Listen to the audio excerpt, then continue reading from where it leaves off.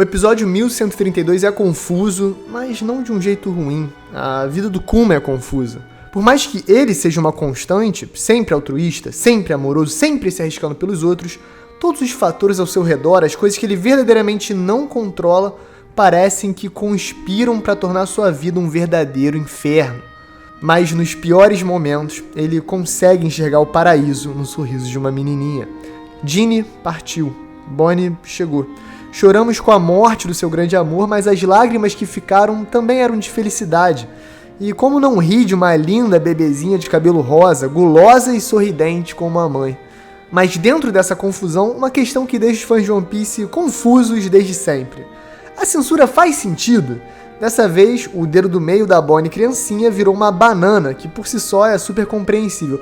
Mas quando damos um passo para trás e lembramos do que realmente passa em One Piece, levanta realmente uns questionamentos interessantes.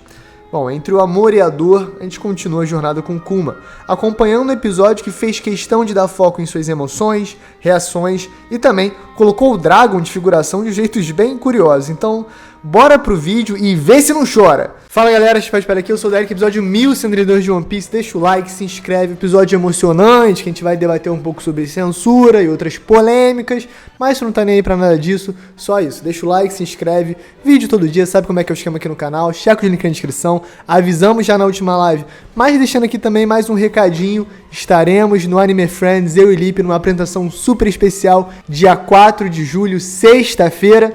Então o Friends começa dia 3, quinta-feira, vai até o dia 6, domingo, e sexta-feira, 3 horas da tarde, eu e Lipe vamos apresentar um painel super especial lá no palco Cosplay. Vocês vão ficar sabendo mais, a gente vai fazer divulgação no Instagram e tudo, mas por enquanto a galera aqui do YouTube já tá ligado. Então é isso, galera, esse era o recado, deixa o like, se inscreve e vamos lá, porque esse episódio foi muito, muito maneiro. Chama a vinheta.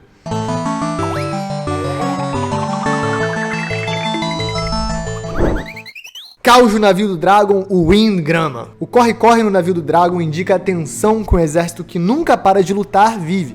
No sul, os revolucionários estão sendo pressionados, colocando a vida de vários soldados em risco. É aí que o Ivankov toma a decisão difícil de priorizar os feridos que estão sendo resgatados do reino de Goa. Um desvio do Ingrama provavelmente resultaria na morte de boa parte daquelas pessoas que estavam em condição crítica. E é claro, Oda deixa entender que o Sabo também estava entre esses feridos, porque o Dragon resgata ele depois que ele é alvejado em seu navio por um dos dragões celestiais. Mas, ao ouvir o chamado, o herói aparece.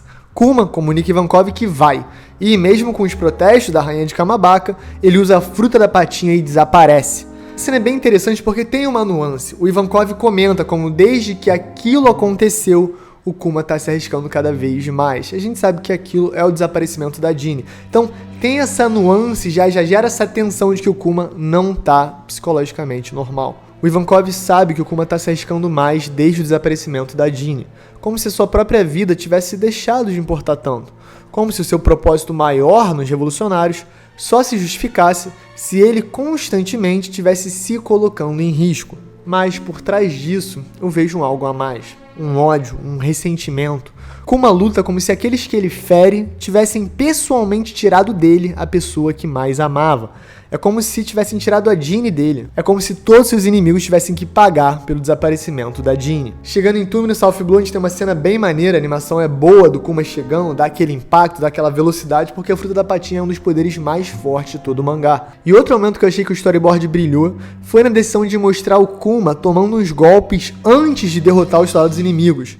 Isso corrobora a visão do Ivankov. Ele não liga para a defesa, não luta com cautela. Ele simplesmente aceita a punição e usa isso como combustível para golpes cada vez mais brutais e poderosos. E essa sequência inicial é toda muito bem pensada. Por exemplo, quando o Kuma começa ali o Urushu Choque, a gente pega um ângulo de cima de um prédio, um soldado olhando para baixo, vendo a bola de energia crescer para dar um parâmetro do quão poderoso esse golpe do Kuma é. Mérito do Katsumi Tokoro, diretor experiente da casa que fez um trabalho bem bacana nesse episódio. No final, uma grande vitória para os revolucionários, mas você vai notar que o Kuma não sorri em nenhum momento. A realidade é que nada o tornaria feliz. E logo em seguida, a gente é relembrado do porquê. O desaparecimento, o sequestro da Ginny. Os pedidos desesperados de perdão da unidade dela. Ele liga pro Dragon, cansado, e diz que vai de navio para casa. Depois de 3 minutos e 20 segundos, contra um fundo preto, os kanjis que trazem os títulos, lidos pela Mayumi Tanaka, fazendo a voz do Luffy, chegam a arrepiar. Um vazio que descreve a ausência. Uma promessa para Jinny. Kuma se torna pai. 2 anos se passam. Debaixo de um sol de rachar, a gente vê a Jinny corajosamente, um navio ali completamente zoado, com a vela claramente feita a partir de remendos, coberta por um capuz, segurando sua filhinha ali no colo, revelando também, através de seus tecidos, cabelos rosas e pedras azuis cinzentas cobrindo a sua pele. No fundo, com o choro da Bonnie, ela finalmente chega em seu destino. Na próxima cena, Ivankov corre para chamar Kuma e todos ouvem uma ligação fatídica. Jinny voltou. E pela primeira vez em anos, a gente vê um sorriso genuíno no rosto do Kuma. A voz da Jinny chamando ele de novo de Kuma-chi é um lembrete de um passado tão maravilhoso, é realmente um lembrete de uma saudade sem fim. Mas logo depois disso a conversa fica melancólica. E aí depois é bem triste, né? A gente ouve a Jinny falando que ela foi lucky, né? Teve sorte de ter sido descartada por estar doente. De novo mostra como ela é hiper corajosa, né? E como mesmo completamente acabada, ela ainda consegue rir de si mesma, rir da sua própria tragédia. Ela avisa que queria voltar, mas por estar doente, não tem muito tempo. Kuma fica desesperado, ele quer ir ver ela imediatamente, mas ouve que não tem jeito, ouve que ela vai morrer em breve. A própria Jinny pede pro Kuma não ir ver ela. Ela não quer ser vista naquele estado, naquela situação, naquela condição. A impressão que fica é que ela já sofreu tanto que ela só quer partir em paz, mas dar um último acalento para as pessoas que ela mais amava. E é exatamente isso que acontece. Tragicamente, ele sai tão rápido que não ouve as suas últimas palavras. Mas nós ouvimos e nós sabemos o que o Kuma já sabia. Com as suas últimas forças, em seu último suspiro, ela diz que vai amar ele para sempre. Kuma sai voando, em uma cena hiper bem animada. Quando pegamos o ponto de vista do Kuma e abrimos a porta da igreja, vemos ela ali, sozinha, no chão. A mão da Jinny é tão fina e frágil, perto das enormes mãos de patinha do Kuma, que você fica até chocado. Ele sua frio, chora ao ver a Jinny ali na sua frente, uma enxurrada de memórias toma sua mente. Os risos infantis, o pedido em casamento, o seu apelido carinhoso. As lágrimas transbordam enquanto ele segura a Jinny, e só o que interrompe esse momento é o choro de uma outra pessoa. Uma metáfora para a vida de Kuma. Alguém que nunca realmente pôde sentir o próprio luto, pôde chorar as próprias lágrimas, porque ele sempre estava lutando por outras pessoas. Vendo aquela bebê de cabelo rosinha chorando, ele não titubeia nem por um momento. Promete a Jinny que vai cuidar da sua filha e na próxima cena já vemos ele colocando um buquê em sua lápide. É breve, é triste, mas é lindo. A adaptação da primeira parte do capítulo 1098 foi feita com maestria e vale também congratular o diretor de fotografia e cinematografia que realmente fez um trabalho espetacular nesse episódio. O nome da fera é Tsuyoshi Ishizuzu. A cena do Kuma gigante, todo preocupado com a Bonnie, pequenininha na mão dele, tentando dar uma mamadeira, talvez seja uma das coisas mais fofas que já passaram no anime. Toda a vila fica empenhada em ajudar o Kuma a criar a Bonnie, até que a gente vê a primeira palavra dela, papai. Um momento tão lindo, tão especial, o Kuma não titubeia, não pensa 2 vezes, parece que ele tá só realmente, genuinamente feliz e honrado, lisonjeado, aquela criaturinha tão especial, tão maravilhosa, tá dando realmente o privilégio de chamar ele de pai. E ele, claro, como o grande homem que é, figurativamente, literalmente, abraça ela com emoção nos olhos. De lá a gente vê a Bonnie crescendo, em uma decisão maravilhosa de direção, colocam ali uns desenhos, umas aquarelas, como se fosse um álbum de fotos desenhado, passando de página em página, matando o coração do paizão com o quão linda e adorável sua filha estava se tornando. Toda bonitinha no vestidinho, depois sempre gulosa, amassando pão atrás de pão. Ver a infância da Bonnie é realmente aquele momento que conecta o fã de One Piece, o espectador, a uma verdadeira família, que mesmo composta só de um pai, uma filha e uns ocasionais ajudantes ali, a galera da vila, é completamente cheia de amor. É como se realmente não faltasse nada. Essa sequência tem mais ou menos 3 minutos, sem diálogo, só com a trilha sonora, um violino esperançoso, indo e voltando entre as aventuras do Kuma, salvando o mundo, lutando pelos revolucionários e depois voltando para casa e sendo um papai heróico. Até que um dia, numa noite qualquer, ele volta de uma missão animado e percebe que na bochecha da sua filha, as mesmas formações que tiraram a vida da sua mãe apareceram pela primeira vez. Vários médicos passam, mas ninguém descobre realmente qual é a cura. Só que ela precisa ficar longe da luz do sol a qualquer custo. O Kuma, então, em sequência, pede dispensa do exército revolucionário. E foi nesse momento que eu pensei, caraca, a Jeanne é irmã do Ivankov, então o Ivankov é tio da Bonnie, né? Eu nunca tinha feito essa conexão por algum motivo. Então, o Ivankov, como tio, claro, se preocupa mais que isso. Ele se preocupa com o Kuma, que é um melhor amigo dele, que é uma pessoa maravilhosa e que, claro, vai fazer de tudo pela filha. O Dragon também é bem direto e generoso em falar que os revolucionários vão procurar médicos ao redor do mundo para conseguir diagnosticar a filha. Um precedente que vai ter feito um pouquinho mais pra frente lá no fim do episódio. E aí, mais um mini time skip e agora a Bonnie tá com 5 aninhos, sendo zoada por crianças amorais da vila, que estão chamando ela de vampira, Michelle Temer e coisas do gênero. Ela bota eles pra correr, não é aquela banana, né, que é aquele símbolo de vá se catar, e aí as crianças dão uma zoada, chama ela de bobona, fala que ela é vampira e tal, que nunca vai poder sair no sol pra pegar eles. Ela dá uma voadora e manda eles correndo, e aí, claro, Kuma aparece todo preocupado. Mas tem uma questão nessa cena que talvez você nem saiba, mas eu preciso comentar. Se você não tá ligado, no mangá, a Bonnie dá o dedo do meio pras crianças. E censuraram isso no anime. E o anime de One Piece costuma censurar as coisas, desde 99 é assim. Cenas muito violentas, ou cenas que podem gerar algum mal-estar político, social, algumas reclamações geralmente são censuradas. Um exemplo clássico de uma cena que não era exatamente violenta era as costas do Ace, que tinha tatuagem que era uma suástica que representava a bandeira do Barba Branca. Isso mudou em One Piece depois, e claro, na época a Toei já tinha censurado no anime. Eu acho que a mesma lógica se aplicou agora em 2025 com uma criança de 5 anos dando o dedo do meio.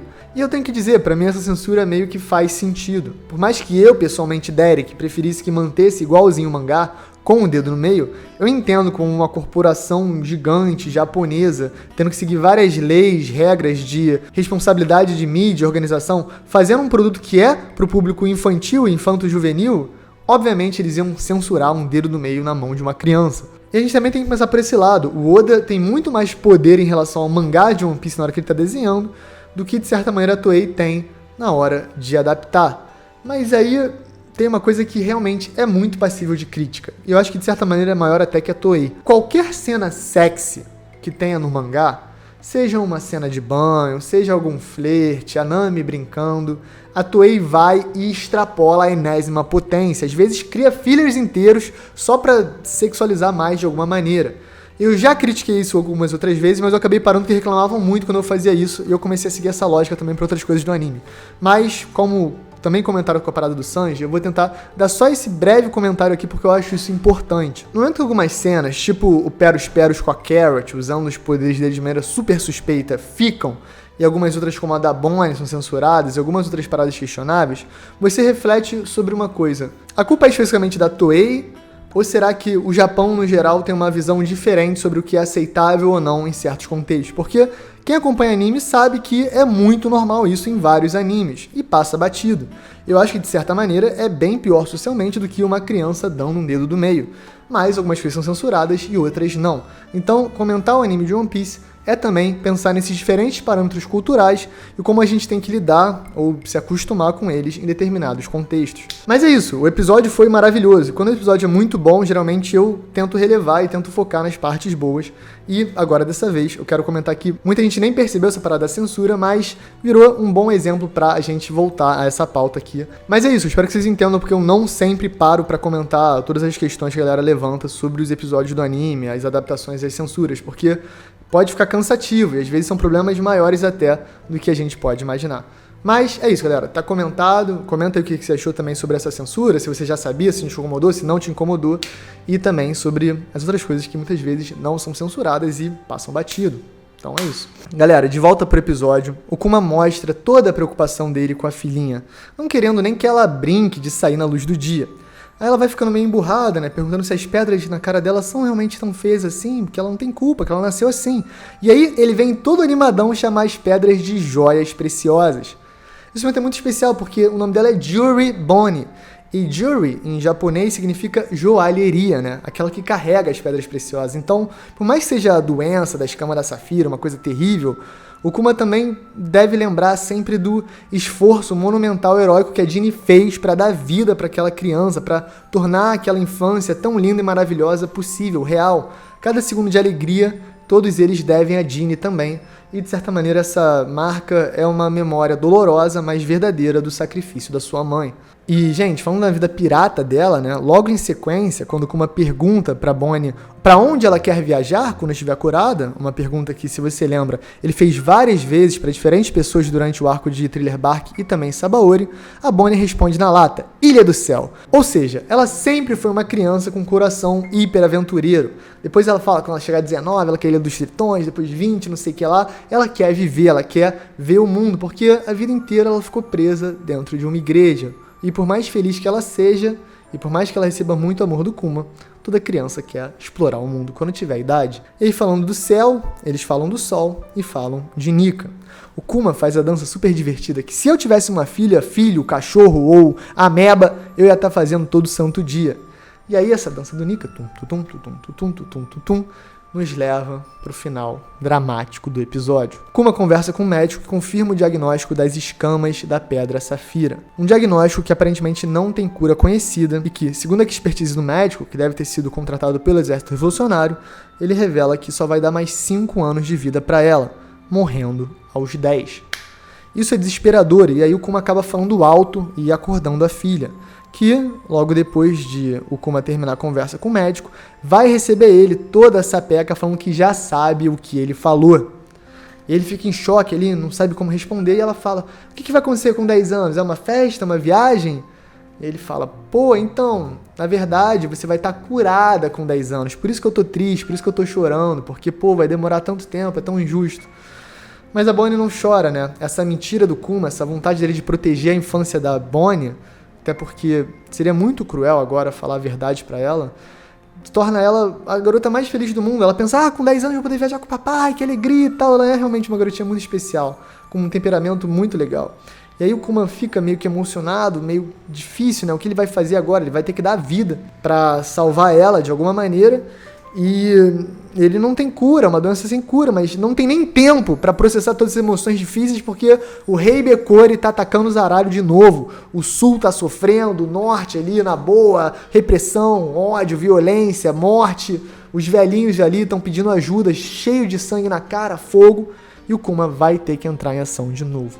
Então, galera, esse foi o review do episódio, achei excelente, episódio sensacional. Comenta aí o que você achou, deixa o like, se inscreve, dá essa moral pra gente. Lembrando, 4 de julho a gente vai estar lá no Anime Friends, lá no Palco Cosplay, sexta-feira, às 3 horas da tarde. Eu e Lipe, num painel super especial, com várias novidades, várias coisas maneiras, vai ter quiz, vai ter prêmio, vai ter interação com os fãs, a gente quer ver vocês lá. Então, se vocês puderem ir, vai ser tudo de bom. Obrigado a todo mundo que foi ver a live, galera. Estamos fazendo live todo domingão, não esqueçam. A gente vai aumentar a quantidade de lives, a gente tá ainda vendo os melhores horários, mas é importante avisar já. É isso, um beijo, um queijo, deixa o like, dá essa moral, comenta alguma coisa e valeu!